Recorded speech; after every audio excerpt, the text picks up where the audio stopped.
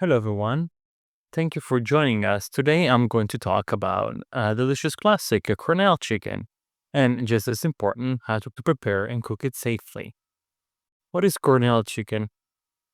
Cornell chicken is a recipe created by Dr. Robert C. Baker at Cornell University in the 40s.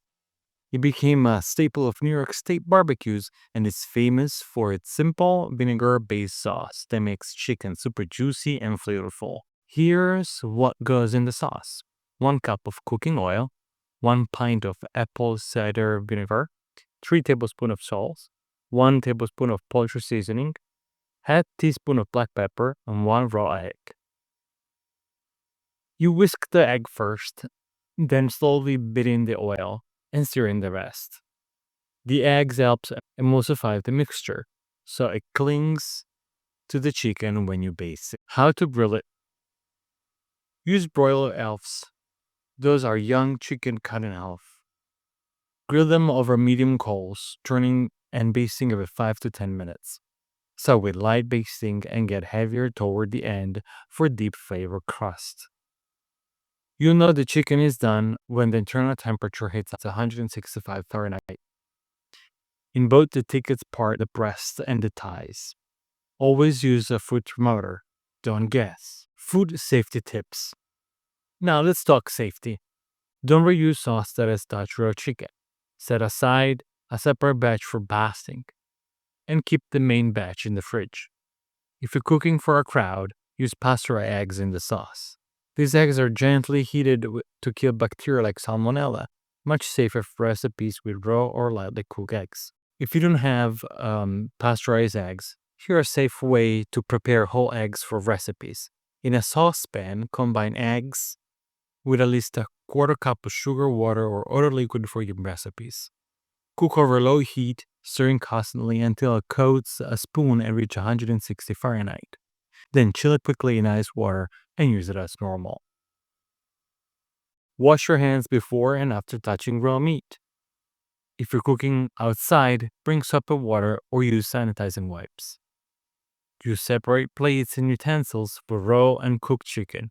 Never let cooked food touch surfaces that held raw meat. After your meal, store leftover right away. Keep everything cold below 40 Fahrenheit. And toss any food that's been sitting out more than 2 hours, or just 1 hour if it's a hot day. Cornell chicken is a fantastic summer recipe. Simple, flavorful, and packed with history. But great food starts with safe handling. So to sum up, use the flavorful marinade with care. Grill to 165 Fahrenheit for safety, and always use the thermometer. Keep raw and cooked food separate, and follow egg safety steps if you're not using pasteurized ones. And now to Mamnege, who's going to talk about how to understand the labels you see at the store. We're going to talk about something that's on many of our dinner plates: chicken, and how to understand the labels you see at the store. These labels can tell us a lot about how the chicken was raised, what it was fed, and even how it was processed. Let's break it all down together. Let's start with USDA organic. If you see this label, it means the chicken was raised on organic feed. That means no GMOs, no synthetic pesticides, and no antibiotics. It also means the birds had access to the outdoors and were not treated with artificial hormones. Now, why should you care? Some people choose organic because they want to avoid chemicals or support better animal care.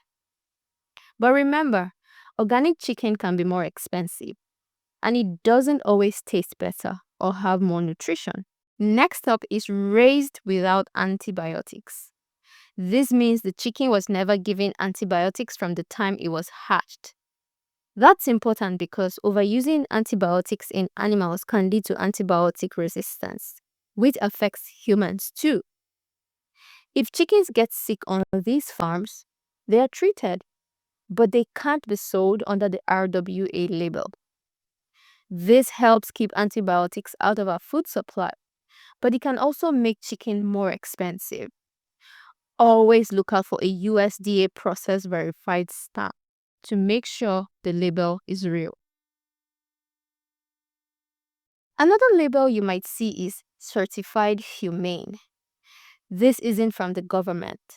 It comes from a third-party group that checks how animals are treated. To earn this label, farms have to give chickens space to move, keep them clean, and avoid using antibiotics for fast growth. It's a higher standard of animal care than most labels.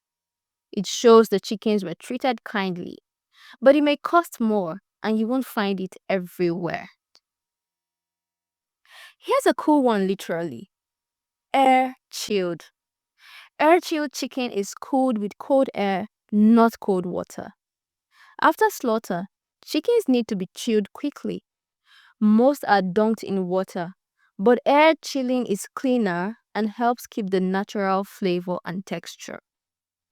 It also means the chicken won't soak up water, so you're getting more meat for your money. Air-chilled chicken tends to be safer and tastes better, but again, it's usually pricier. Now, what about free range? This means the chickens had some outdoor access during their lives. But here's the catch. There's no rule for how much time they get outside or how big the space is. Some free-range chickens spend just a few minutes outside a day in a small yard. So while the label sounds nice, it doesn't always mean what we think. To be sure, look for other labels like certified humane alongside it. Now let's do a quick recap. Organic means organic feed, no antibiotics, and outdoor access. Raised without antibiotics means no antibiotics ever.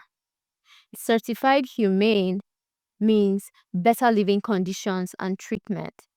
Air chilled means cleaner and tastier chicken. And free range means some outdoor time, but how much is unclear.